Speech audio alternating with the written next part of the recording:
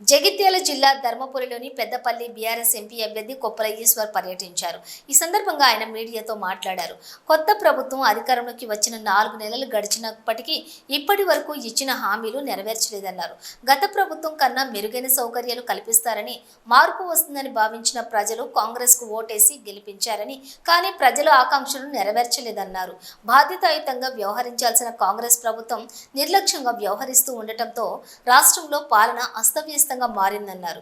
BRS పాలనలో చివరి ఆయకట్టు భూములకు సైతం సాగునీరు అందించిన విషయాన్ని గుర్తు చేశారు. లక్షలాది ఎకరాలకు సాగునీరు అందించిన ఘనత బీఆర్ఎస్ ప్రభుత్వానిదన్నారు. బీఆర్ఎస్ పాలనలో సాగులో ఇబ్బందులు లేకుండా రైతులు ఆనందంగా సాగు చేసుకున్నారని, కానీ కాంగ్రెస్ పాలనలో సాగునీరు రాక రైతులు అష్టకష్టాలు పడుతున్నారన్నారు. స్థానిక ఎమ్మెల్యే అడ్లూరి లక్ష్మణ్ కుమార్ తనకు లెక్కకు మించిన ఆస్తులున్నాయని ప్రచారం చేయటం సరికాదన్నారు. తనకున్న ఆస్తుల వివరాలను అఫిడవిట్లో పేర్కొన్నానని, లక్ష్మణ్ కుమార్ కు చిత్తశుద్ధి ఉంటే ఆస్తులపై రాతపూర్వకంగా ఇచ్చి నిరూపించాలని సవాల్ విసిరారు.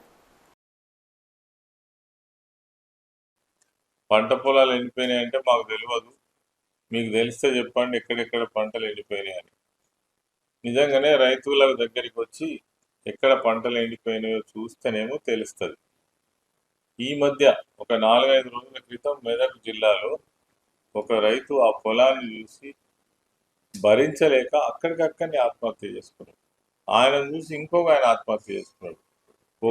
ఒకే రోజు 2 ఆత్మహత్యలు. ఒక ఆయన అయితే ఒక రైతు తన పంట పొలాన్ని కాలబెట్టుకున్నాడు. కొందరు రైతులైతే అక్కడనే మందు తాగి చనిపోయారు. ఇవన్నీ కూడా వరుస ఆత్మహత్యలు జరుగుతుంటే, లక్షల ఎకరాలలో నీళ్లు రాక పొలాలు ఎండిపోతుంటే ఏమి పట్టనట్టుగా వివరిస్తున్నటువంటి ప్రభుత్వాన్ని మనం చూస్తున్నాం. ఇది ఒక చిత్రమే అనిపిస్తుంది.